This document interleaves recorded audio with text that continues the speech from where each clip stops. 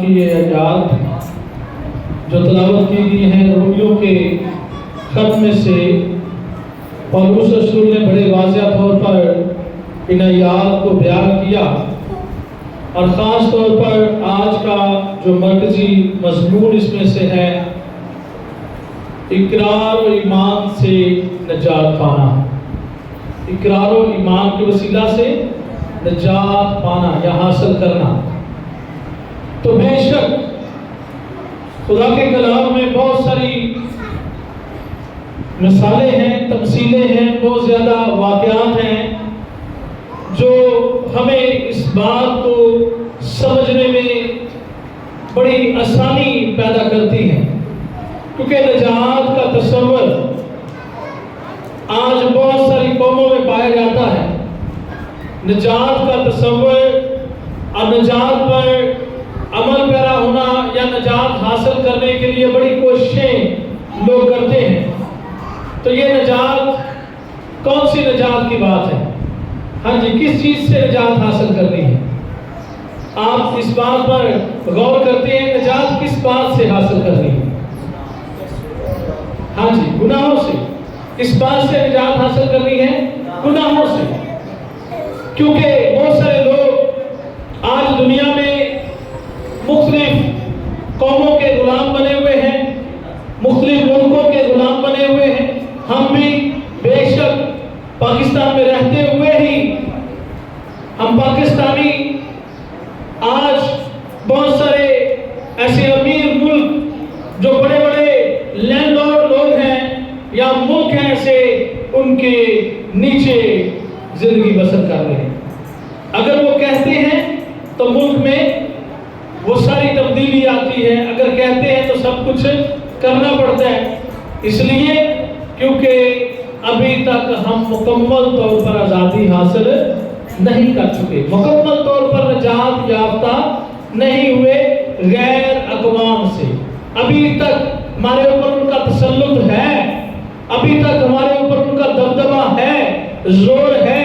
تو بہت سارے لوگ یہودی اور یونانی یہ سمجھتے تھے کہ ہمیں نجات ہماری قوموں سے، ہمارے اوپر جو تسلط کیے ہوئے لوگ ہیں، جو ہمارے حکمران ہیں، ان سے ہمیں نجات دینے کے لیے ایک بادشاہ آئے گا۔ یہ کن کا تصور تھا؟ یہ کن کا خیال تھا؟ یہودیوں کا۔ یہودی سمجھتے تھے کہ مسیحا یعنی نجات دینے والا، خرسطس یعنی بچانے والا، منجی، کیونکہ خرسطس یہ یونانی کا لفظ ہے جس کا مطلب ہے نجات دینے والا۔ اور اسی طرح یہودیوں کا یہ ماننا تھا کہ ایک مسیحا آئے گا۔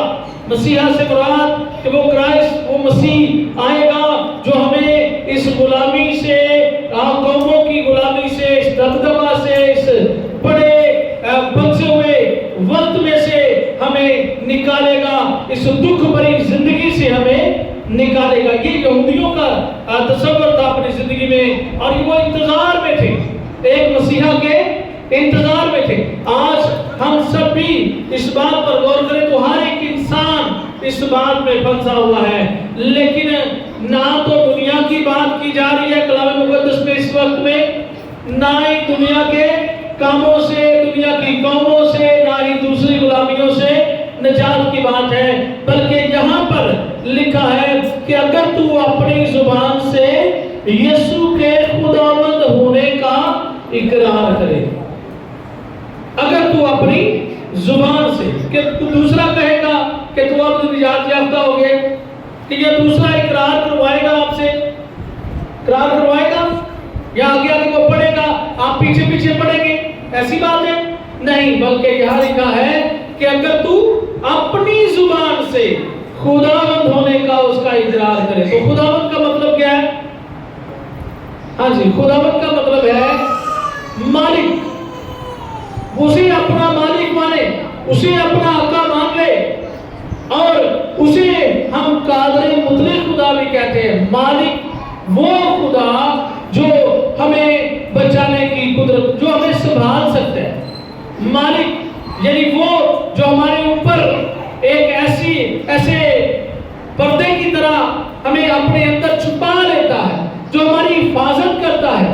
مالک اسے بھی کہتے ہیں جو ہماری ضروریات کو پورا بھی کرتا ہے. جو ہماری جیب خالی ہو تو اسے بھرتا ہے, ہمارا پیٹ خالی ہو تو اسے بھرتا ہے, کیونکہ مالک کی طرف توجہ رہتی ہے ہر ایک نوکر کی, ہر ایک اس لوڈی کی, اپنی مالکہ بیوی کی طرف اس کی نگاہ رہتی ہے. اگر میرے ساتھ زبور نمبر 123 نکالے, زبور نمبر 123, تو آپ کو بڑے واضح طور پر یہ بات سامنے آئے گی کہ خدا کا کلام یہ فرماتا ہے کہ ان کی نگاہیں اس کے اوپر لگی رہتی ہیں, اپنے مالکوں کی طرف لگی رہتی ہیں.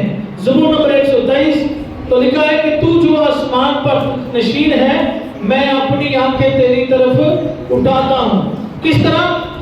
دیکھ جس طرح غلاموں کی آنکھیں اپنے آقا کے ہاتھ کی طرف اور لوڈی کی آنکھیں اپنی بیوی کے ہاتھ کی طرف لگی رہتی ہیں, اسی طرح ہماری آنکھیں خداوند اپنے خدا کی طرف لگی ہیں جب تک کہ وہ ہم پر رحم نہ کرے, جب تک وہ ہم پر رحم نہ کرے. تو اسی طرح ہر بندے کی جو اپنے مالکوں کی تابعداری کرتا ہے, جو اپنے مالک کے تابع رہتا ہے, مالک اس پر ہمیشہ مہربان رہتے ہیں, اس پر رحم کرنا پسند کرتے ہیں. تو یعنی کہ اگر تو اپنی زبان سے یسوع کے خداوند ہونے کا اقرار کرے, کیا کرنا ہے؟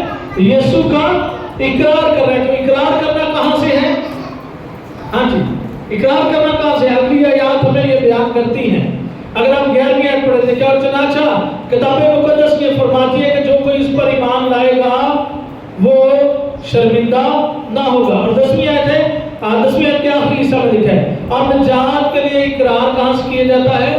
منہ سے کیا جاتا ہے. اقرار کہاں سے کیا جاتا ہے؟ منہ سے. یہ نہیں کہ آپ ویسے ہی ٹھیک ہے آپ نے ایمان رکھ لیا ہے, تو ایمان کا اظہار اقرار کے وسیلہ سے. تو اقرار جو ہے وہ کہاں سے کیا جاتا ہے؟ منہ سے کیا, زبان سے. اب جیسے لکھا کہ اگر وہ زبان سے اقرار کرے اور اپنے دل سے ایمان لائے, تو اقرار کرنا اہم ترین ایک فریضہ ہے. اگر ہم اقرار نہیں کرتے تو ابھی تک بھی نجات کی ان باتوں کو ہم اپنی زبان پر لا کر دوسروں کے لیے یہ گواہی نہیں دے چکے, نہ ہی دوسروں کے سامنے ہم اعلان کر چکے ہیں. اور اس لیے اقرار کرنے سے مراد یہ ہے کہ ہم بیان کریں, ہم خدا کے سامنے بیان کریں. اور کیا بیان کرنا ہے؟ اپنے گناہوں کا اقرار کرنا ہے, اپنے گناہوں کا.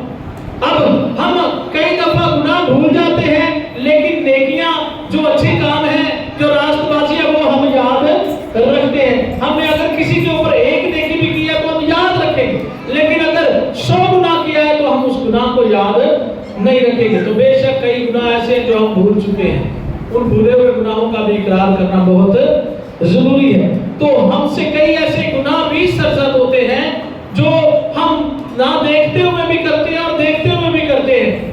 ہم کئی دفعہ شعوری میں اور کئی دفعہ لاشعوری میں جا کر یہ گناہ ہم کر جاتے ہیں, اور کئی دفعہ ہم یسوع مسیح کا اقرار دوسروں کے سامنے کرنے سے کتراتے ہیں, اور یہ بھی ہمارے لیے سزا کا سبب ہے, کیونکہ یہ ہماری ایمان کا اظہار نہیں ہے, بلکہ ہمیں دوسروں کے سامنے بھی اس کے خداوند ہونے کا کیا کرنا ہے؟ اقرار کرنا ہے کہ وہ میرا مالک ہے.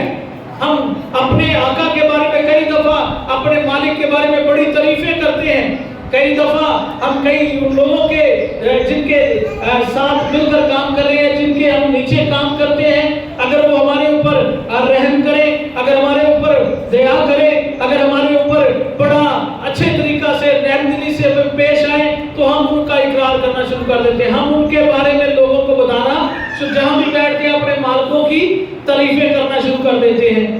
اور اسی طرح اگر وہ برے ہیں تو پھر ہم ان کی برائیاں بھی کرنی شروع کر دیتے ہیں. لیکن میرے عزیزو, یہاں پر عام دنیا کے مالکوں کی بات نہیں ہے, یہاں پر دنیا داری کی بات نہیں, کیونکہ خداوند کا لفظ یہ مختلف میں نے ہمارے سامنے رکھتا ہے بائبل مقدس میں, لیکن یہاں پر خداوند یہاں پر اسے خدا کا بیٹا ہونے کا درجہ یہاں دیتے ہیں. یہاں لکھا ہے خداوند, تو خداوند کے مطلب یہ بھی ہے کہ وہ خدا کا بیٹا ہے, یعنی خدا میں سے نکلا ہوا